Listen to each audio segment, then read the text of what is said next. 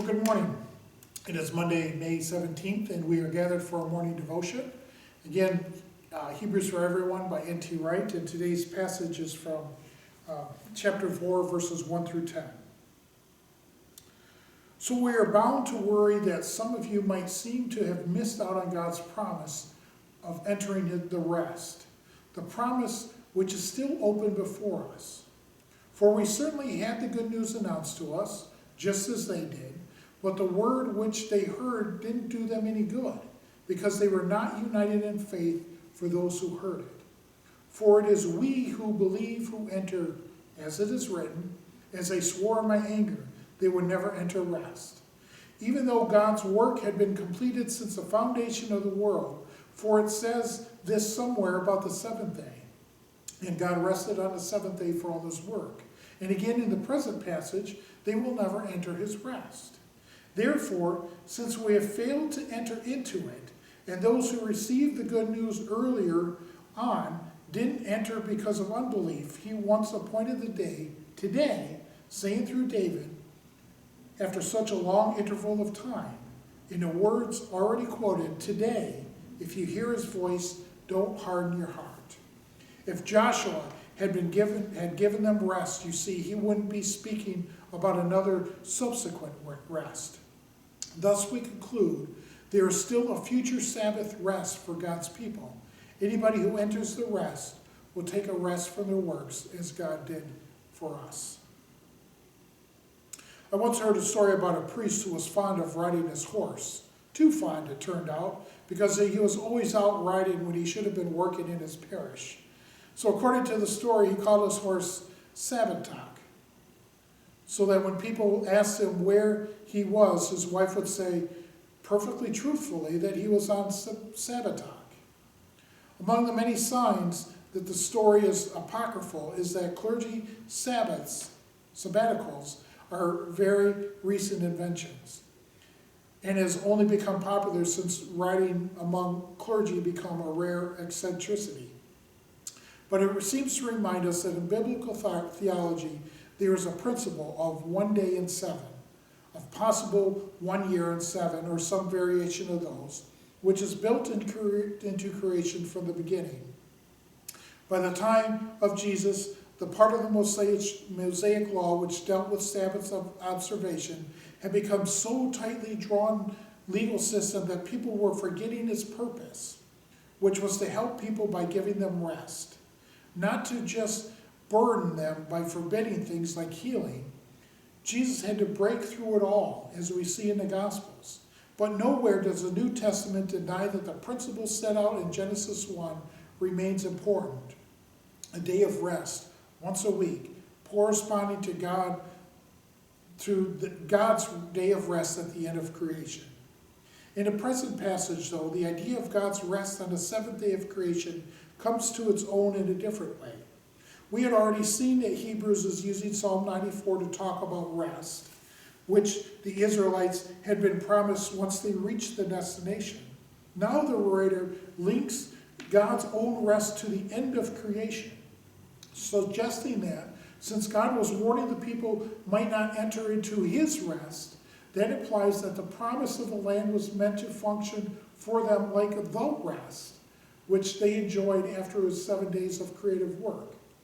The full force of this passage, though, and with its thrust on the whole section of the letter, comes in verse 8 and 9. When the people did eventually reach the land under the leadership of Joshua, they entered into the rest which they had been promised. They could at last stop wandering after 40 years, not 6 days, and enjoy the new period of settled life, and with all its opportunity to develop culture, agriculture, trade, and occupation of all sorts, and to build homes and communities. But now, says Hebrew, just think about it. That had already occurred.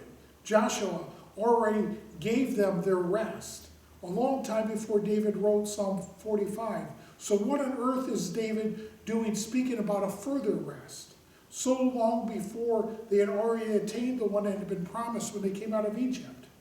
Hebrews gives the answer. Typical of several segments in the letter, the only way to make sense of Psalm 95 and to see that it points forward, looking ahead yet to another rest, which, from the psalmist's point of view, was still to come in the future. We are faced then with a sequence of 3 rests.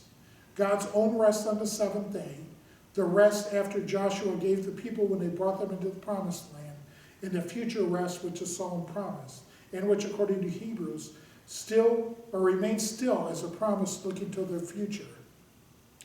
Nor do we have to search far to find out that the future and the final rest might be. In chapters 11 and 12, the vision of God's future opens up, and the writer lists all the heroes of faith from the ancient times who, as in the Psalms, looked ahead to the new kind of land, a new sort of city, the land which are present in God's own creation, heaven, and which will be brought to full reality after the present heaven and earth have been shaken one more time. And as we sit back and gaze at this picture, here are 2 small important details to notice. First, verse 8, the writer mentions Joshua, the leader who took over after the death of Moses. It's almost the only time he is named in the whole New Testament. But the name Joshua in both Greek and Hebrew is the same as the name Jesus. That's why, in some older translations, verse 8 says, if Jesus had given them rest, causing confusion for many readers. But the letter is well aware of the parallel, as well as the difference between Joshua and Jesus. Joshua gave the people their first rest. Jesus of Nazareth, the Messiah, will give them their final rest. Second, according to verse 10, the final rest will mean stop working. There may be a hint here of something like Paul's strongly held point that what matters is not works, but faith. It certainly is faith, that is, a trusting belief in God that this writer wants to emphasize in his exposition of Psalm 95 comes to an end. The point may be that the rest will always remain God's gift, not something we ever construct for ourselves. The writer is anxious in verse 1 that his readers may be in danger of missing out on the final rest, since they may fall into intimidating those who in the wilderness refused to align themselves and those who did believe. He stresses again in verse 3 and 6, belief is what matters. So be sure to really do believe.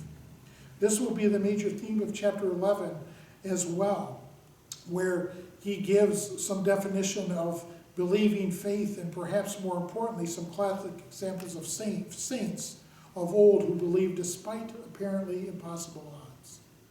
That's what counts today as much as ever. Some Christians today live a long-established church where everything is in danger of getting a bit sleepy. Nobody can really believe it can be as good as it was in the old days. Other Christians live in churches which are struggling for survival within a hostile environment of religion or politics where the Christian gospel is felt as a threat. It's hard then to believe that the gospel really is the way through which God works in the world. All of us face the challenge to trust God rather than to trust the way things are feeling and the way that things are in this world. All of us need to keep our eyes on the promise of God's eternal and eventual rest.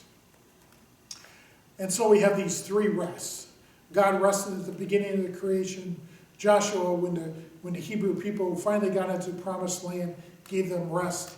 And then we're talking about this eternal rest at the end.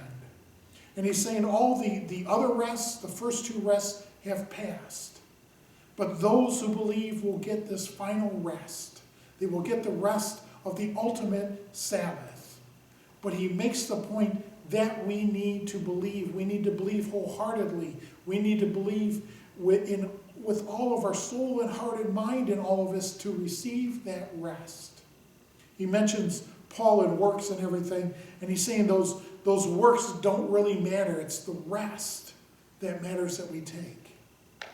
And he says in the first century, the idea of Sabbath was so twisted that it became what you can't do, what you can't do, what you can't do.